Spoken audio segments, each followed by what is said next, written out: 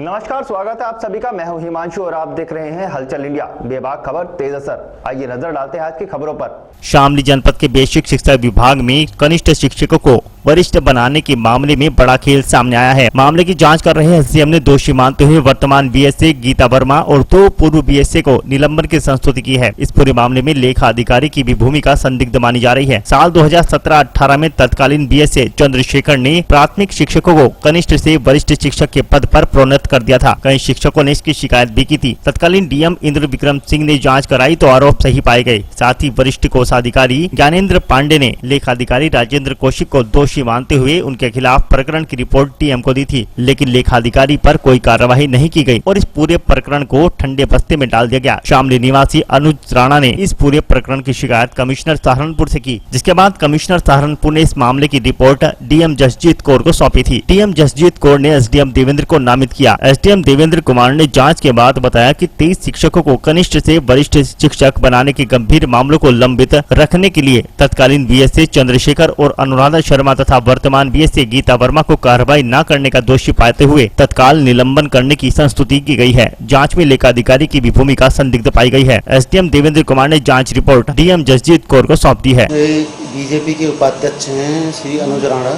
उनके द्वारा एक शिकायत की गई थी माननीय कमिश्नर महोदय के यहाँ।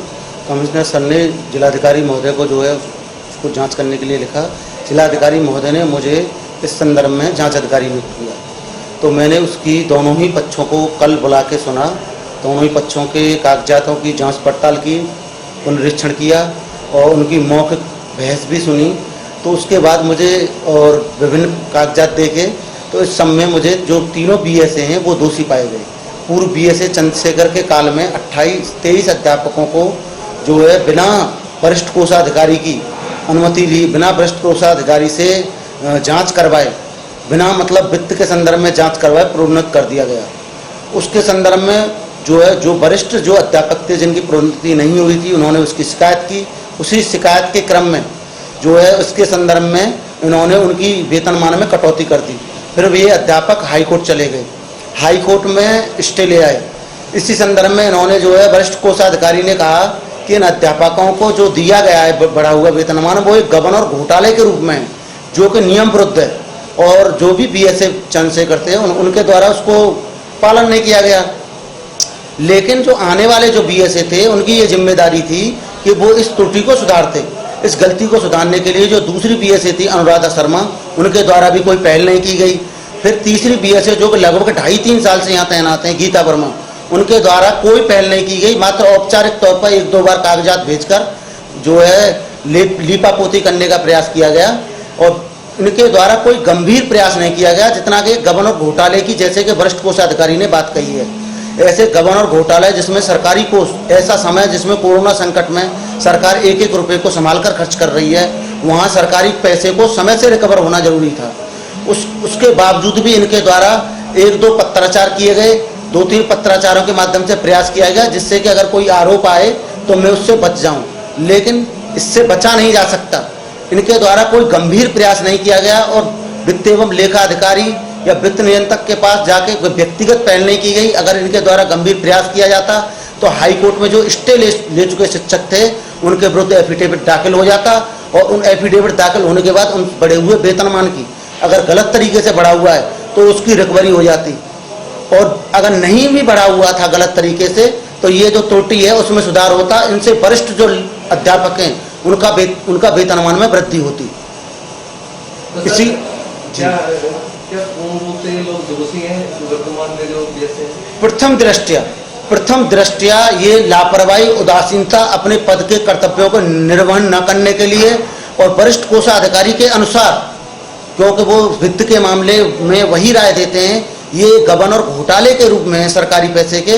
इस दृष्टि को देखते हुए जो गंभीर प्रयास किए जाने थे वो इनके द्वारा बिल्कुल नहीं किए गए हैं। ऐसी स्थिति में ये पूर्णतः उनके अनुसार ये दोषी हैं और इनको निलंबन किया जाना चाहिए। सर, टोटल कितने शिक्षक थे जिनको इनके द्वारा 23 अध्यापकों को प्रोन्नत कर दिया गया था, उनके वेतनमान में वृद्धि कर दी गई थी, जबकि उनसे वरिष्ठ अध्यापक पहले से थे, उनके द्वारा शिकायत की गई थी। जब उनका मोरल तो डाउन था ही, लेकिन ये जो मैटर था इन्होंने बिना नियमावली को देखे हुए, बिना वरिष्ठ कोषाधिकारी की संस्तुति लिए हुए या उनसे जो है आख्या चाहे हुए, अगर इन्हें किसी भी तरह की शंका थी या कोई बात इन्हें क्लियर नहीं थी तो इनको सारे नियम कानून के अनुसार कोई कार्रवाई करनी चाहिए थी। अगर पहले अधिकारी ने कोई गलती कर दी थी तो दूसरे अधिकारी का काम है उसमें सुधार करना।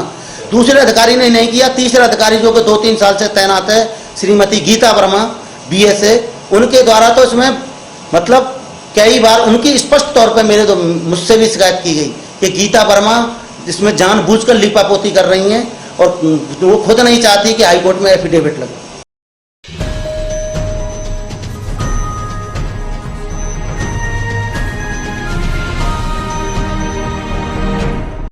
जनपद शामली के थाना भवन थाना क्षेत्र के गांव दफेड़ी में गंगा ब्रिक्स फील्ड का भट्टा है। सन 2018 से कॉन्ट्रैक्ट बेस पर इसका संचालन गांव खामपुर निवासी संजीव शर्मा व सौंजनी उमरपुर निवासी राव मुजम्मिल कर रहे हैं। 4 महीने पहले भट्टे पर ईंटों की पथाई के लिए प्रयागराज के आसपास के गाँव पपसियापुर, हंसराजपुर, जूडापुर और ढेरा के निवासी मजदूर रमेश कुमार, संदीप, रामचरण, हरकेश, गोविंद, जमुना प्रसाद, अजय कुमार व स्थानीय निवासी मोहर सिंह, रामवीर अकीत से भट्टा संचालकों ने प्रति महीने 1,48,000 रकम में भट्टे में ईंटों की पथाई के लिए अनुबंध किया था। 1 लाख की पेश की रकम मजदूरों को दे दी गई थी। बीच में कुछ रकम खाने पीने के लिए दे दी गई। इसके बाद रकम मांगने पर मजदूरों को बंधक बनाकर मारपीट की गई। इसकी सूचना पुलिस चौकी पर दी गई, जिस पर पुलिस ने भट्टा संचालकों से 1 लाख रुपए मजदूरों को दिला दिए थे। आरोपी की मजदूर रमेश को भट्टा संचालक ने लाठी डंडों से मारपीट की और रकम मांगने पर हत्या कर JCB से गड्ढा खोदकर शव दबाने की धमकी दी। मजदूरों ने जिलाधिकारी को पत्र भेजा है, जिस पर उन्होंने श्रम विभाग को कार्रवाई के लिए निर्देशित किया। कल शनिवार में श्रम विभाग के अधिकारी पहुंचे। भट्टे पर मुंशी ने अधिकारी को गुमराह कर वापस भेज दिया। मजदूरों के पास पैसा न होने से भोजन का भी प्रबंध नहीं हो पा रहा। ग्राम प्रधान आसिफ मजदूरों को कई दिनों से भोजन खिला रहे हैं। भट्टा संचालकों ने किसान के खेत की मिट्टी खरीदी, उसकी लाखों की रकम, ईंट पथाई, ईंट ढोने वाले मजदूरों की भी रकम नहीं दी गई। पेशगी के नाम पर आसपास के निवासियों से करोड़ों रुपए की रकम ले ली गई है। प्रवासी मजदूरों ने मजदूरी की रकम घर तक भिजवाने को प्रार्थना पत्र जिला अधिकारी को दिया है। श्रम विभाग के अधिकारी KV सिंह ने बताया कि मामला उनके संज्ञान में है, कार्रवाई की जा रही है। चौकी प्रभारी सचिन पुनिया ने बताया कि शिकायत मिलने पर मजदूरों को 1 लाख की रकम भट्टा संचालक से दिलाई गई थी। ऐसा है जी, नकाशी करते रहे, लेबर को कोई पैसा नहीं देते जी। नकाशी के साथ साथ में सबकी धमकी हुई है, देते हैं, करते हो कर लो, नहीं चले जाओ अपने घरों। जिसमें आपको बताता हूँ जी, मैं कम से कम 1,70,80,000 रुपए हमारे रुक चुके हैं। कितने लोग हो तुम? हम कम से कम 10-12 आदमी काम कर रहे थे जी। तो तुम्हारे खाने पीने की व्यवस्था क्या हो रही है? कुछ नहीं हो रही जी, सब भूखे मर रहे हैं। यहाँ लेबर सबको डाल देते हैं, कहने लगे अपने घर चले जाओ, 2-4 दिन में दे देंगे। अब तक कोई मसला नहीं हुआ यहाँ से जी। काम करने पर मजबूर किया जा रहा? मजबूर होया जा रहा, बच्चे भूखे पड़े जी, खुद हम यहाँ भट्टे पे भूखे पड़े जी। मालिक से बात नहीं हुई आप? मालिक कोई नहीं आता जी, यहाँ से जैसे आते हैं वारी सवेरी आते हैं जी। वारी सवेरी आने का बताओ, यहाँ से कौन ड्यूटी देगा उनकी? मुंशी क्या कहता है यहाँ का? मुंशी तो ऐसा ही है जी, आ जाता है चले जाता है। एक मुंशी पड़ा, वो भी हमारे जैसा पड़ा जी, यहाँ छोटा। अच्छा, हाँ जी। तो अब क्या हो आपसे ये चाह है जी, हमारा पैसा हो, जो कुछ भी है जी हमारे चाहिए, हमें दो। हम यहाँ 5वां महीना लगा है, फरवरी में आए थे, 23 फरवरी को यहाँ पे। किस सैलरी तय होकर आए थे आप यहाँ पर जी? क्या सैलरी थी जब तय होकर आए थे यहाँ पर? हमारी सैलरी 1,48,000 तय थी 10 आदमी में। अब आपको पैसा नहीं मिल रहा? पैसा नहीं, खाने को भी नहीं मिल रहा है। प्रधान जी गांव के हैं, यही लोग खिला रहे हैं सब। और क्या कहता है मालिक? मालिक आ ही नहीं रहा है 15 दिन से। अब पुलिस वाले साहब आए थे, मैडम जिला अधिकारी आई थी, उनके सहारे रुके हैं। इनको भी बेवकूफ़ बना दे रहे हैं, चौकी वाले को भी। शिकायत कहाँ करी आपने? शिकायत हमने शामली कोर्ट में किया, साहब के पास गए थे, हाथ जोड़े पैर पकड़े कि साहब नून बात है। और मैडम जी आ रही हैं, उनको भी ये सब ऐसे फुसला के भगा दे रहे हैं। और साहब आ रही कि रमेश तुम्हें पैसा सबको मिलेगा, घबराओ मत। अब कोई आ नहीं रहा, यहाँ खाने का पैसा नहीं है। और ये प्रधान जी खिला रहे हैं गाँव के कि जाओ मत, अपना पैसा लेके जाओ, मेहनत किए आग पे। ऐसा सारा लूट मार यहाँ मचा रखा है। मशीन भी कोयले को उठा ले गए गाँव वाले, जिसका पैसा था। प्लस वो मिट्टी वाली मशीन उठा ले गए, जो मिट्टी बनाती है गारा। ट्रैक्टर की भी उठा ले गए कल। अब हम सब क्या लेके जाएं? आप सहारे पड़े हैं तो पुलिस वाले के। क्या कार्य है आपका भट्टे पर? हमारा यही काम है कि हम काम करते हैं। क्या काम करते हैं भट्टे पर? हम जलाई ईंट झोंकते हैं, चप्पल मैली झोंकते हैं। कोयला तो मिलता नहीं यहाँ। क्या जलाते हो भट्टे में? चप्पल जलाते हैं, केमिकल जलाते हैं, जो खा जाता है शरीर में, कि ये लोग भी चले जाएं, ये भी पैसा बच जाए। तो एक तो चला गया है 27,000 रुपया छोड़ के, उसके खाज हो रही थी पूरे बदन में। किसी तरह हमसे पैसा मांगा, चला गया हो। क्या केमिकल डालते हैं इसमें जलाने के लिए? इसमें सफेद है केमिकल, पता नहीं कौन सा है। वो शरीर में लग जाता है, जहाँ छू जाता है तुरंत खाज होती है। और क्या जलाते हैं? चप्पल जूते? चप्पल जूते मैली है गन्ने वाली। अच्छा, तुम्हारा कितना पेमेंट रुका हुआ है अब तक? हमारा पेमेंट इसमें काफी में 2,80,000 रुका है पूरा। जो मांगते हैं तो तुम्हें क्या कहता है मालिक? मांगते हैं तो डंडा उठाते हैं, कहते हैं जीपीसी के अंदर मून देंगे, इलाहाबाद नहीं जा पाओगे, किसी को पता ही नहीं चलेगा, अच्छा, किसी को भी नहीं चल सकेगा। जान से मारने की धमकी देते? हाँ, तो एक आदमी इसीलिए भाग गया बेचारा। अच्छा, डर के मारे भाग गया। बाकी कहीं झोंक न दे, दाब न दे गड्ढा खुदा के। अब कितने लोग हो यहाँ पर? अब हम लोग 7 हैं, 3 यहाँ के पकड़े हैं। खाने की क्या व्यवस्था है आपके लिए? खाने की क्या होगा? व्यवस्था यही प्रधान जी दिला देते हैं, आटा चावल दुकान में उधार। वो भी पैसा मांगने आते हैं तो हाथ जोड़ लेते हैं कि भाई दे देंगे, दे दिया फिर किसी तरह, दोबारा तो मिल जाएगा खाने के लिए। तो अब आप शासन प्रशासन से क्या किस चीज की मांग करना चाहते हो? प्रशासन से हम यही कहते हैं कि हमारा पैसा दिलवा दे साहब, हम चले जाए, लेकिन कहीं नहीं मिल जाएगा। बंटा बंद है, हम क्या करेंगे यहाँ रुक के? खेती हो रही है, खेती बाड़ी करेंगे, किसान आदमी है। तुम्हें बंधक बना रखा है यहाँ पर? एकदम बंधक, मारपीट कर रहे हैं, 5-5 आदमी गोला बना के। यहाँ का भोपाल पूरन सिंह गवाह है, चौकीदार है, सबूत है हमारे पास। अच्छा अच्छा, ज्यादा मारपीट होती है? ज्यादा होती है, इनका नाम भी वहाँ पे गया है अधिकारियों के पास। ठीक। और मैं वहाँ पैर छू रहा हूँ, उनको हाथ जोड़ रहा हूँ कि साहब दिला दो। हमें भी डांट देते हैं पुलिस वाले, क्या करें हम, चुप हो जाते हैं। आप लेबर के ठेकेदार हो? जो तुम लेबर लेके ठेकेदार नहीं है हम, हमें तो राजू चरथावल के चेयरमैन जी बुलाए थे, हम नहीं आ रहे थे। बोले रमेश लेके चलाओ, इसका भट्टा चल नहीं पा रहा है, सभी पैसे लेके भाग जा रहे हैं, तू ही थाम सकता है इस काम को। तो हम अपने बगल के आसपास के पड़ोसी को लेके चले आए सब। अब तुम्हारे साथ हालत बहुत ज्यादा खराब कर रखी है। बहुत ज्यादा खराब है। कि शादी पड़ी तो अपने घरवाली के चांदी की नहीं होता है, उसको हम गिरवी रख के उसको पैसा दिया कि अपनी शादी में लगा। उसके बाप नहीं था, महतारी थी, बस वो भी हमारा चला गया घर से। श्रम विभाग में आपने शिकायत नहीं की इसकी? श्रम विभाग में हम बहुत हाथ जोड़े, सब कुछ किए, लेकिन कोई सुनता ही नहीं है, तो क्या करें? यही पड़े हैं गांव के सहारे कि अब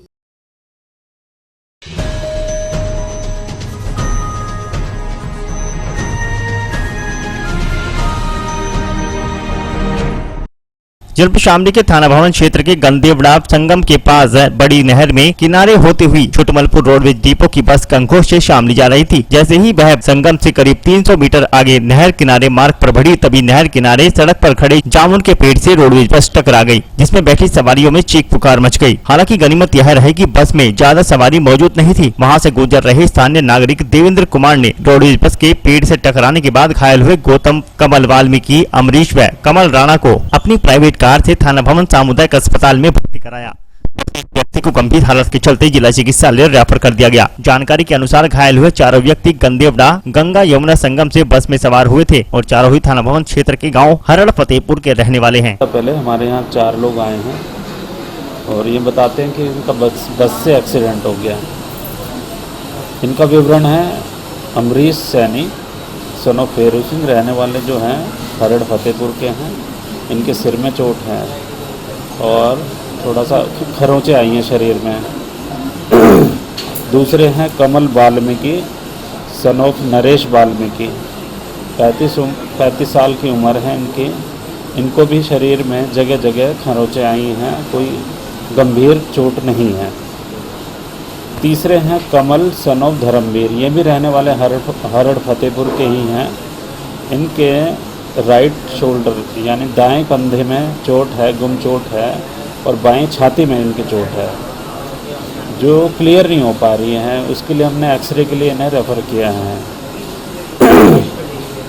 चौथे हैं गौतम सन ऑफ आनंद सिंह, ये भी रहने वाले हरड़ फतेहपुर के हैं। उम्र इनकी भी 35 साल है और बताते हैं कि यही उस वाहन को चला रहे थे। इनको भी जगह जगह छोटी छोटी खरोंचे आई हैं, कोई गंभीर चोट नहीं है। सभी का यथावत उपचार कर दिया गया है। केवल कमल सन ऑफ धर्मवीर को एक्सरे के लिए रेफर किया है।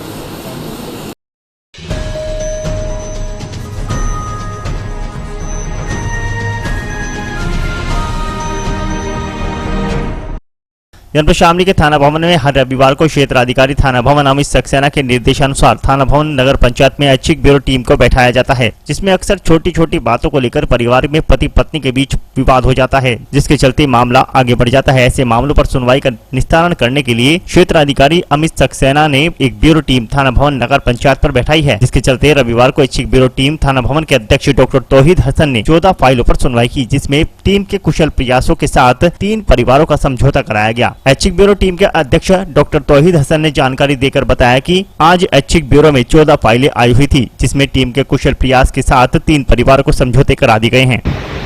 डिस्ट्रिक्ट ब्यूरो टीम थाना भवन ने आज 14 परिवारों को सुनवाई हेतु बुलाया था, जिनमें से अलग अलग सुनवाई करते हुए हमारी टीम ने बिखरे हुए क्षेत्र के 3 परिवारों को मिला दिया है। बाकी परिवारों को आने वाली 11 तारीख दे दी गई है। उम्मीद है सभी परिवारों को सुनकर समझा करके मिला दिया जाएगा।